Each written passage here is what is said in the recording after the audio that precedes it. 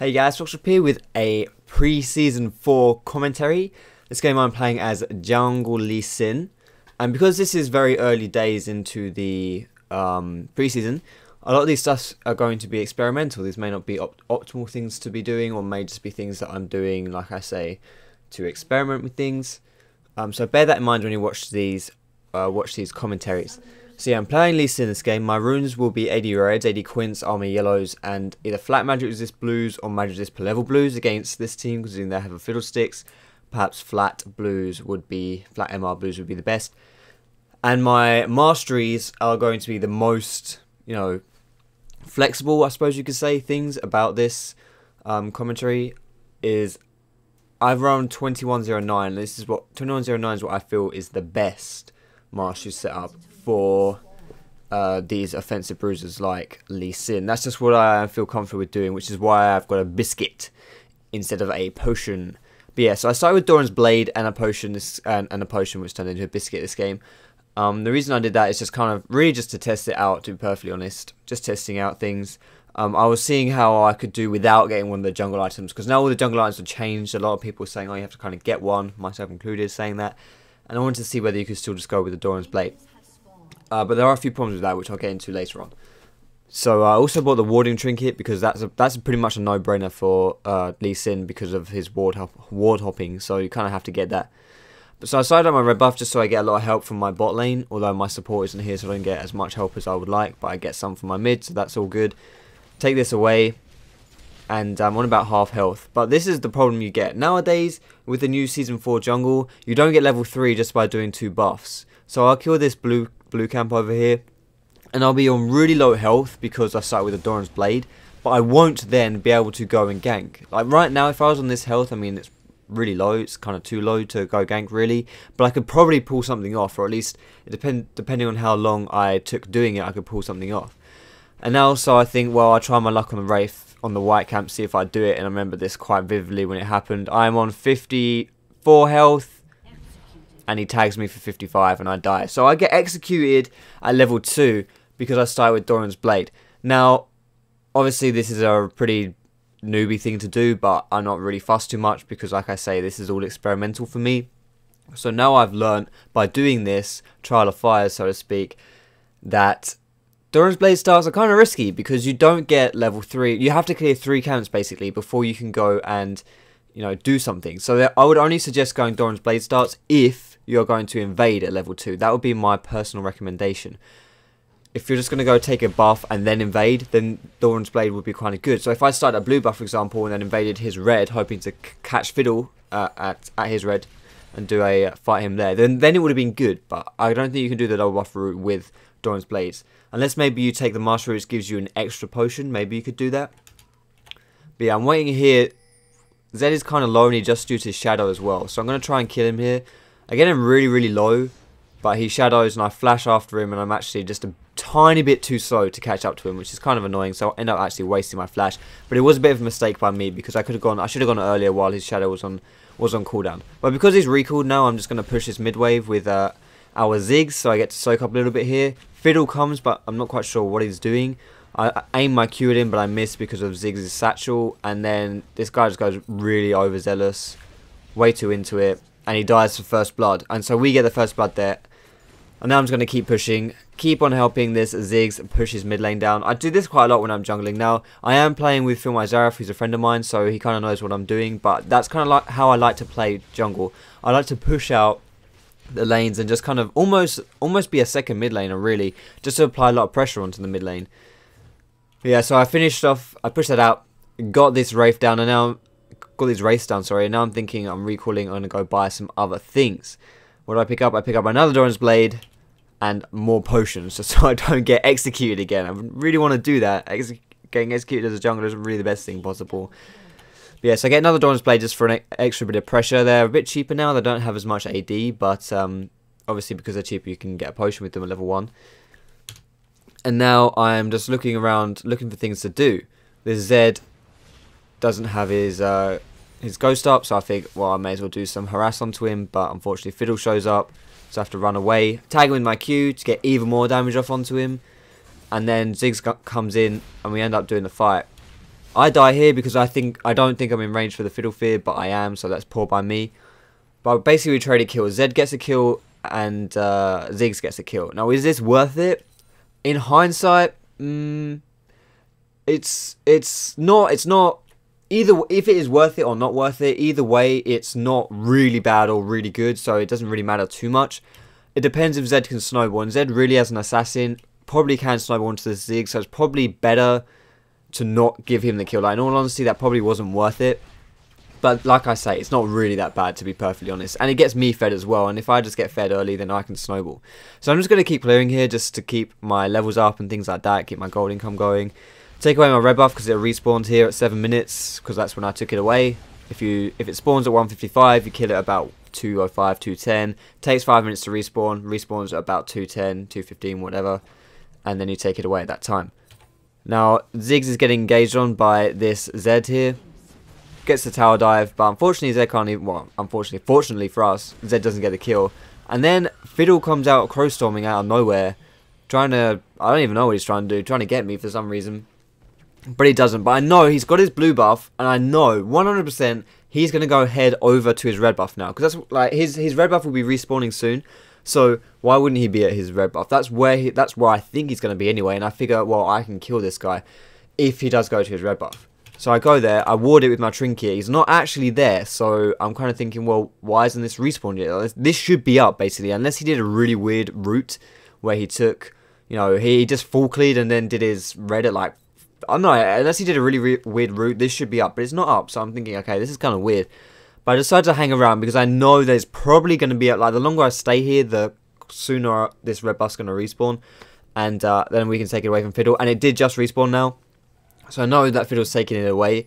And I'm just going to wait around. I'm going to wait for him, and then I'm going to hopefully sit it off of him and kill him. Because I'm a lot stronger than this Fiddle is at this stage of the game. So I'm waiting for it to get on low health, checking my smite damage. I jump in, he smites it at a bad time, so I get to steal it away. And now this guy's just screwed. I mean, just look at my damage. The reason why I have so much damage on him is because I've got 2 Doran's blades. So I just get to kill him, take away his red, and I get the kill on him, which is really good to help me snowball. And now I'm looking at mid lane because mid lane's doing a fight. Probably not going to get anything here, but I'll just help him push it out. Which, again, like, this is what I say, this is my playstyle. I just push out mid a little bit, put things under pressure, and all that malarkey. But my blue buff is still up, so I figure let's go do this blue buff, go give it over to Ziggs. I've already got one because I just stole Fiddles away, and, you know, it's better on Ziggs than it is on me. But because this guy is my pre-made friend, this Ziggs, he does this quite a lot where if he can't be asked to get the blue buff, so just like, oh, you take it. Now he was just killing Zed and he was like, fuck it, I can't be asked to take the blue, you take it. So I get another blue buff and all the experience that goes with it, which is really good. And then I buy a Brutalizer just because I have that much gold. Like, this game is not a 100% serious game, and I figured I would just buy loads more damage because I was kind of just testing out this kind of high damage champions in the jungle. Usually high damage builds aren't very good because you would fall off, you wouldn't get enough gold to sustain it later on, and I wanted to see if I could change that. Now I go to counter gank bot lane, but unfortunately Fiddle is there with his ult, which is really good timing by him, and just really nice in general. Fiddle's Crow Storm is just great for ganking bot like that, and he gets really 2 easy kills.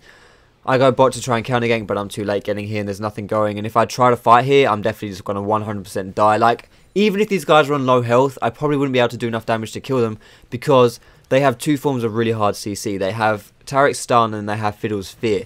So I can't get anywhere near here. And this is actually a pretty good play if I remember correctly. So I'm looking around. I don't really want this tower to go down, and for some reason they really want to dive me. I'm not quite sure they should be diving me.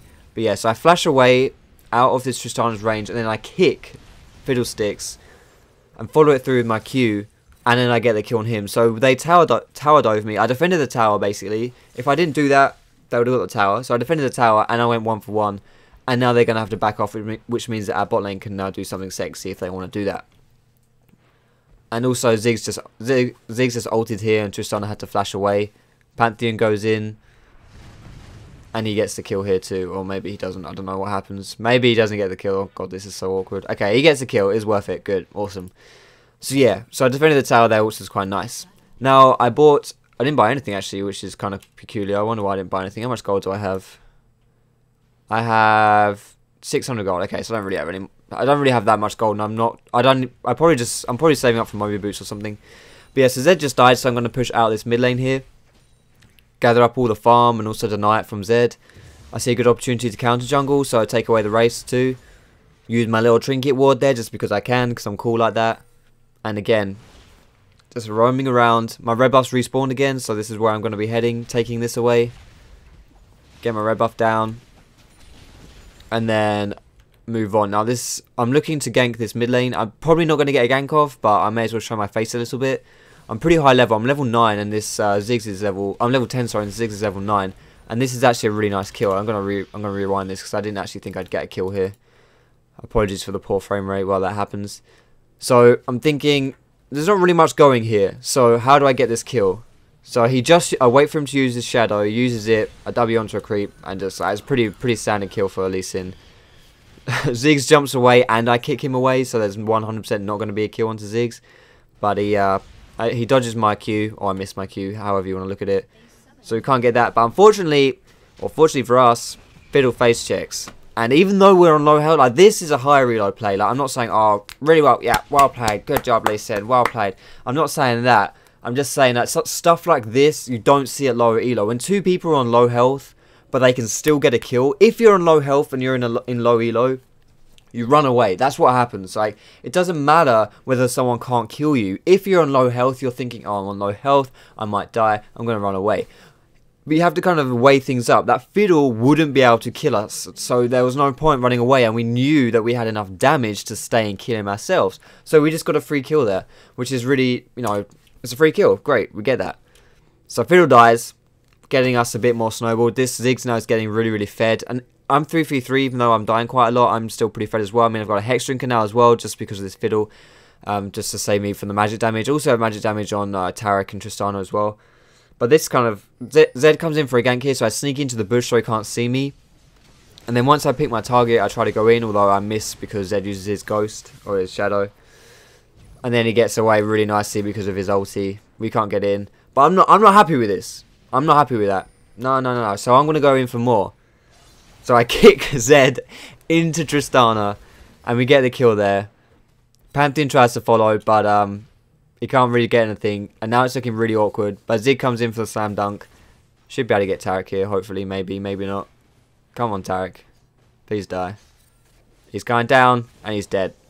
So we get 2 kills there. It went really hard. Was it worth it for me dying to get the kill? Probably not, but, you know, go hard or go home, right? And now I've got my Moby Boots as well.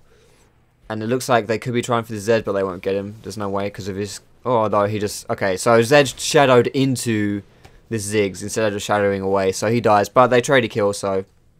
But it's always worth... Kill and assist is better than just 1 kill. Most of the time, anyway. Unless it's like kill and assist with the support. So if the support gets a kill and then like the AD gets an assist, that isn't worth it if the enemy AD just got the kill, even though there's no assist. It depends who the goal goes to. And maybe you could actually argue that is worth it. But in that instance, it was definitely worth it, that Zed dying there. So anyway, I went back to mid lane because I know Zed's dead. I'm just going to push this down. I've done this a lot this game. I put a lot of pressure on mid lane because that is... I've put a lot of focus onto it because map control... for a jungler is huge. Like if this mid lane is down, I can go and do whatever I want pretty much because I can. It's easier for me to invade and make plays and roam and stuff if this mid tower is dead. So I put a lot of focus on killing that mid tower, and so I killed it. And I pushed that down and shoved that wave so many times. It also helps me with a bit of farm. Like I've only got 67 CS. I've not farmed my jungle a lot, but I have farmed lanes quite a lot, which is why my level is so high. I'm equal level with the laners, although not it's Nasus because he's just been AFK top, of course, he's Nasus. But yeah, I see this Nasus is getting ganked, so I'm like, I'll come counter gank, mate, I'll come save you, come run to me, run to me. He runs the complete wrong way, which I'm like, Nasus, you twallop, what are you doing? But he doesn't die because he's Nasus. I land a nice Q onto Vi, and we get the counter gank off. We get the kills. And this, okay, wait, I want to rewind this, because this is the best Lee Sin play.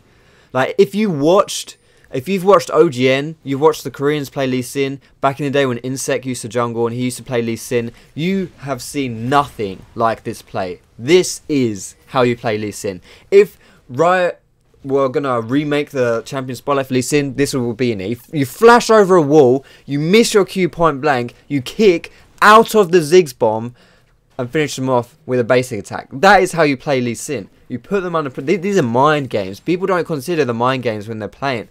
if you flash over the wall stupidly, miss your Q point blank, and then kick them into safety, out of danger, that is how you play Lee Sin. And that is why you watch my stream. Anywho, for those of you who are going to write in the comments, oh, that wasn't a good play, actually, that was really bad, you shouldn't have done that. Yes, I'm being sarcastic, that was awful. It was really bad, but whatever, we got the kill, so it's okay. So we're just going to keep pushing here because we've got the kills, why not push? No point in getting the kills and running away. If you've got the kills, you've got the advantage, make sure you use something from it. Push down that top tower. Push down 2 top towers, actually, I believe that was. Yes, it was. And try to get the inhib. Though I'm in trouble now because I'm on really low health. Like, if someone flashes for me, I'm screwed. I'm getting kind of greedy, though, standing here. But I don't... There goes my Hex Drinker. I don't care. Like, I don't care about the greed. I want the kills. Greed is good. Let's see if I can pick anything up here. Vi comes to me, but I'm too strong because I built so much damage. I can just burst her down, which you probably didn't think about. Follow on to Tarek here as well. Like, again, like I was saying with the... And Tristana flashes onto my face to finish me off, but you know, because she flashes onto me, she dies, so that's cool. This is what I was saying about, you know, like low elo plays. Again, that was another thing. We got 3, 4, what was it? It was Vi, Tarek, Zed, and Tristana. So yeah, you could argue we got 4 kills, which were all aided by the fact that I stayed around even though I was on low health. If I was over here and once my head shrinker had popped and I was just like, fuck that, I'm running away, I'm on low health, then I wouldn't have got the kill on Vi. We wouldn't have got the kill on Tarek either because I helped get that because I was, you know, doing damage and slowing him down. And we wouldn't have got the kill on Tristana because obviously she wouldn't have greeded onto me. I know I died to kill Tristana, but, you know, whatever, it doesn't really matter. That's probably worth it still. So yeah, this game's pretty much over now. We've got so much push down. I haven't done, you know, even though my score isn't very good because I've gone too Rambo a lot of the times because, like I say, I wasn't playing 100% serious this game.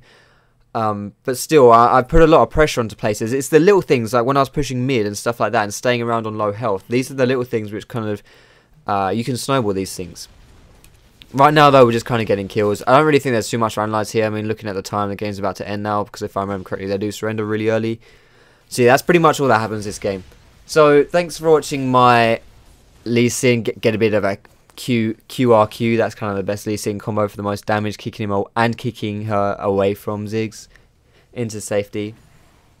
So yeah, thanks for watching this Lee Sin game, guys. I'm gonna try and get out a lot of preseason content for you guys, or season 4 content. At least a lot of commentaries, just where I'm playing junglers. You know, just games of me playing, so that you can watch them and be like, oh, this is what I'm meant to be doing. You know, this is just to see if you think anything, if I think that anything's changed and stuff like that. But yeah, so that was my Lee Sin game, guys. Thank you very much for watching. Like I say, I'll be trying to put out a lot of Season 4 content for you guys. And don't forget, you can follow me on my Facebook and my Twitter, which are both /FoxdropLol or @FoxdropLol. And you can follow my stream, which is /Foxdrop. But thanks very much for watching, guys. And I will see you in my next video.